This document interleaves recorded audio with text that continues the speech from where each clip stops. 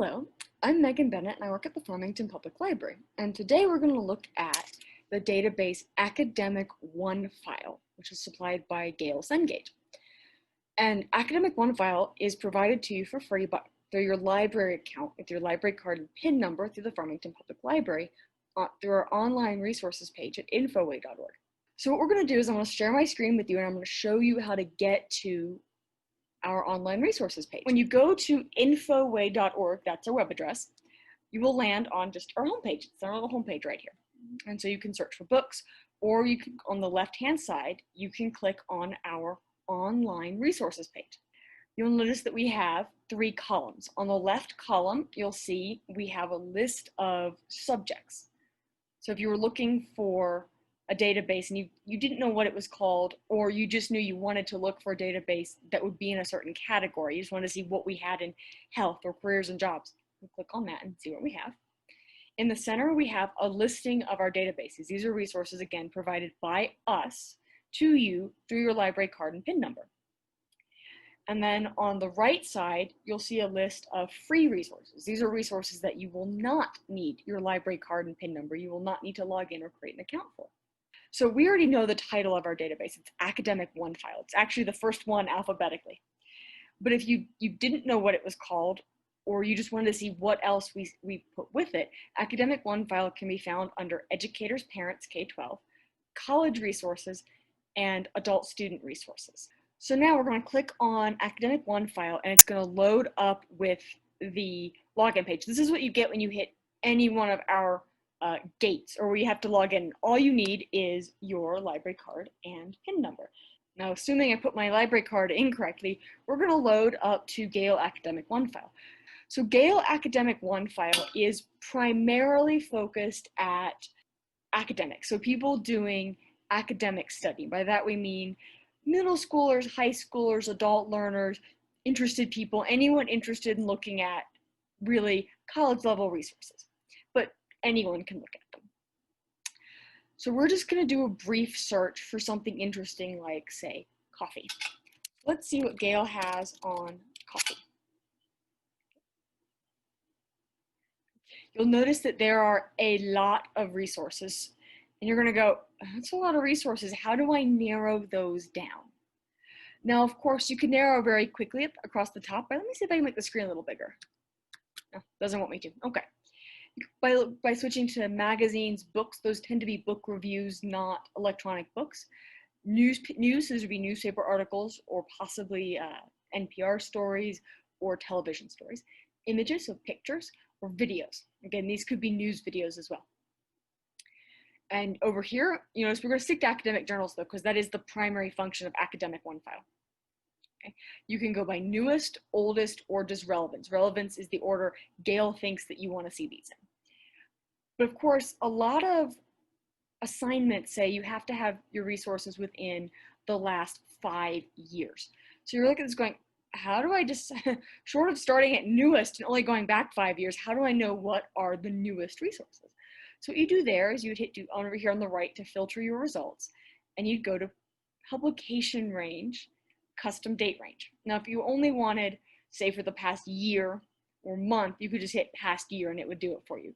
But if you are allowed last 5, let's do July of 2015. Let's just do direct year. So August 4th, 2015 through to August 4th, 2020. Apply. And that narrowed it down considerably, but that's still a lot of resources to go through if you need an article on coffee. So the next thing you could do, and it is a quick way to narrow down your results, is to hit your subject search. And so if you were interested in, say, caffeine in coffee, you could click on that. And you're like, well, maybe those don't look like what I'm interested in. Let's switch to newest first. Yeah, those still don't seem like what I'm looking for. You can hit the little X button and the caffeine goes away. Now your professor may have said, or your teacher may have said you need peer-reviewed journals, which is academic speak for someone with knowledge on the subject read over this article and said it was good. That's really what that means. You click on that, and it's going to remove all journals, all academic journals that are not peer reviewed. Okay. So now we've got full text, which means you can read them right now on your computer, date range, and peer reviewed, and that's still a lot of journals. So you could do, say, document type, but if you don't know the precise document type you want, I wouldn't use that, since short story probably isn't what you're looking for at this point. Publication title is really good if you know your journal. So if you know that you want to read out of, say, Nature, you can apply that. And Nature's a very, very well-respected academic journal. But that really does limit you down to only articles about coffee found in Nature, the journal Nature. So we're gonna, but that's how you would do that, but that's not a beginner step. That's farther along in your research step. And the same with, say, search within, you could add a second term. So if you wanted to add, if you want to look for coffee and another term, you could put that in there. But if you're going to do that, I would suggest using the subject search. And you can also do multiple searches. So let's put in caffeine again.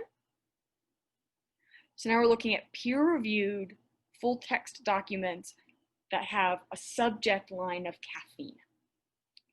And these are very scientific, tandem gene duplication, drive divergent evolution of caffeine and crocin biosynthetic pathways in plants. Very, very specific. And that's again, a very respected journal on biology. But let's say you're like, okay, that's what I'm looking for, but I want something a little different. So let's see if we want to look at, some of these are interesting. Oh, caffeine and pregnancy, pregnant women. There are only 5 of those, so that is an easy way to look at if you're looking for, say, how does the caffeine in coffee affect pregnant women? Oh, bam, you have 5 results in peer-reviewed journals in the last 5 years. You can also say, maybe not caffeine, and take out caffeine, but leave pregnant women, if you're interested in, say, the effects of coffee on pregnancy. Or you can just get rid of both of those and go, I'm just going to see what I can find. There are a couple of ways to do even more advanced searching, such as removing search results or using 2 search terms at the same time. But if you're interested in that, you can always give the Farmington Public Library a call, okay? Always give us a call. At our mainline number, you're just going to talk, and whoever's there is going to transfer you to the reference desk. If you don't already get the reference desk, you're going to want to give us a call at our main number. And of course, that main number is 505-599-1270. Okay. If you have any questions about these databases, feel free to call us there. Again, that was the Gale Database Academic OneFile, and it is primarily aimed at high school and college and adult education students who are interested in doing academic research, specifically would be assigned to them by a teacher or an instructor. All right. So have a nice day.